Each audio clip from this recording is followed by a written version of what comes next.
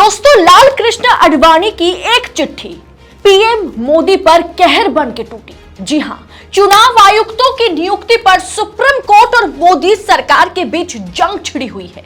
Selection committee से CGI को हटाने के प्रस्ताव के बाद मोदी सरकार पर सवालों की आंधी चल रही है और इस बीच लाल कृष्ण आडवाणी की ये चिट्ठी चुनाव आयुक्तों की नियुक्ति को लेकर के जो उन्होंने प्रधानमंत्री को लिखा था, उससे आज भाजपा सरकार की हवा टाइट हो गई। क्या है उस चिट्ठी में, बताएंगे आपको वीडियो में विस्तार से कि सीजीआई को सिलेक्शन कमेटी से हटाना मोदी सरकार को अब कहीं ना कहीं उल्टा पड़ गया। तो वीडियो को पूरा जरूर देखिएगा। नमस्कार, स्वागत है आप सभी का देश नीति पर। देश नीति, केवल सच्ची और पक्की खबरें। दोस्तों, लाल किले की प्राचीर से प्रधानमंत्री मोदी ने भारत को सबसे बड़ा लोकतांत्रिक देश कहते हुए संबोधित किया। एक तरफ मोदी जी का कामकाज कहता है कि वो खुद चाहते हैं कि लोकतंत्र के नाम पर सिर्फ मोदी राज चले।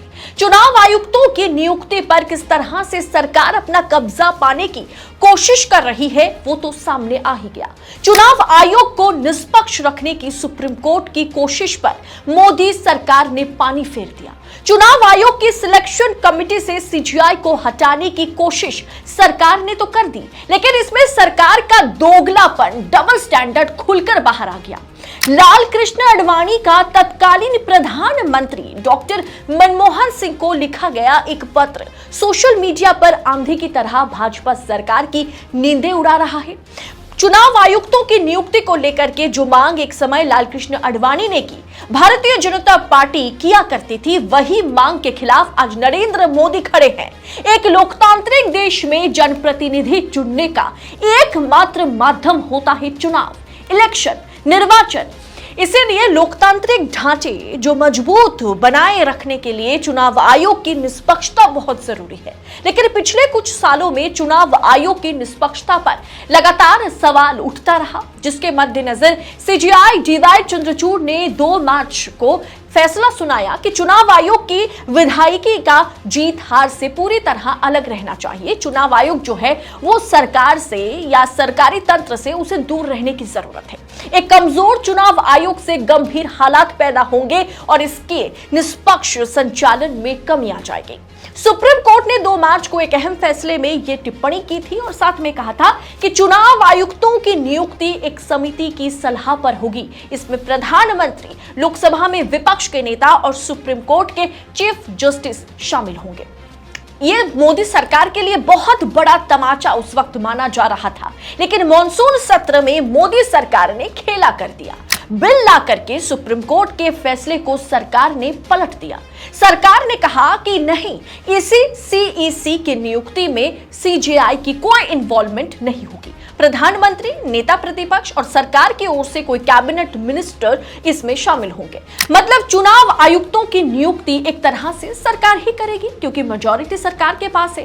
इसी मामले में एक बार लाल कृष्ण आडवाणी ने मनमोहन सिंह को पत्र लिखा था, जिसमें आडवाणी जी ने तत्कालीन प्रधानमंत्री मनमोहन सिंह से ये आवेदन किया था कि चुनाव आयोग की निष्पक्षता के लिए एक कमेटी बनाने की जरूरत है, जिस कमेटी में प्रधानमंत्री होंगे, चीफ जस्टिस ऑफ इंडिया होंगे, कानून मंत्री होंगे और नेता प्रतिपक्ष लोकसभा, नेता प्रतिपक्ष राज्यसभा होंगे। कानून मंत्री को छोड़ करके सुप्रीम कोर्ट ने भी लगभग इसी तरह का फैसला सुनाया, मगर अब बीजेपी सरकार खुद अपने जाल में फंस चुकी है। बीजेपी सरकार खुद आडवाणी और सुप्रीम कोर्ट के फैसले के खिलाफ जा रही है, तो वहीं विपक्ष भी इसके खिलाफ खड़ा नजर आ रहा है और कांग्रेस नेता जयराम रमेश ने ही इस आडवाणी जी के इस लेटर को सोशल मीडिया पर जारी करते हुए मोदी जी को आडवाणी और पुरानी भारतीय जनता पार्टी का स्टैंड क्या रहा चुनाव आयुक्तों की नियुक्ति को लेकर के उसकी याद दिलाई। अब सरकार से यह मांग की जा रही है कि इस बिल को सरकार तुरंत वापस ले, क्योंकि अभी यह बिल राज्यसभा में गया। अगले सत्र में दोनों सदन में अगर यह बिल पास हो गया तो यह कानून में तब्दील हो जाएगा और तब चुनाव आयोग की निष्पक्षता फिर से सवालों के घेरे में आ जाएगी और तब कोई कुछ नहीं कर पाएगा। इसीलिए विपक्ष मोदी जी को याद दिलाने की कोशिश कर रहा है कि देखिए, आपके तत्कालीन पार्टी प्रेसिडेंट आडवाणी और कद्दावर नेता लालकृष्ण आडवाणी जी और आपकी पार्टी भारतीय जनता पार्टी चुनाव आयुक्तों की नियुक्ति पर क्या कहती थी, क्या स्टैंड रखती थी, और आज आप चुनाव आयोग को किस तरह से कठपुतली बनाने पर तुले हुए हैं। तो क्या सिलेक्शन कमेटी में चीफ जस्टिस की जगह कैबिनेट मंत्री क्या चुनाव आयोग को निष्पक्ष बनाएगा? क्या इससे सिलेक्शन कमेटी में सरकार का बहुमत साबित नहीं होगा? अगर दो लोग यानी प्रधानमंत्री और कैबिनेट मिनिस्टर खुद अगर किसी सत्तारूढ़ पार्टी से ताल्लुकात रखते हैं तो जाहिर सी बात है सरकार का बहुमत साबित हो जाएगा। क्या सरकार को न्यायपालिका की दखल पसंद नहीं है? आपको क्या लगता है दोस्तों?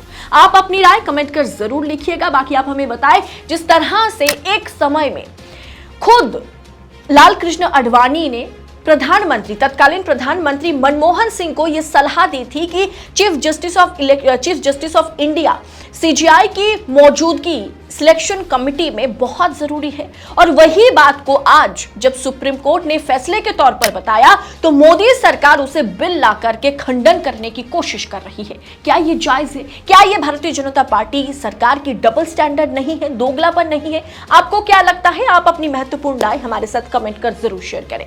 बाकी जहां सत्ता पक्ष के आगे पूरी तरह से लोकतंत्र का चौथा स्तंभ नतमस्तक है, वहां देशनीति आप तक लगातार सच्ची खबरें पूरी निष्पक्षता के साथ पहुंचाने की जीतोड़ कोशिश कर रहा है। हम उम्मीद करेंगे कि आप देशनीति का भरपूर साथ देंगे। YouTube को सब्सक्राइब करने के साथ साथ आप हमारा जो फेसबुक पेज है देशनीति न्यूज, उसे सब्सक्राइब, उसे फॉलो जरूर करें। बहुत बहुत शुक्रिया।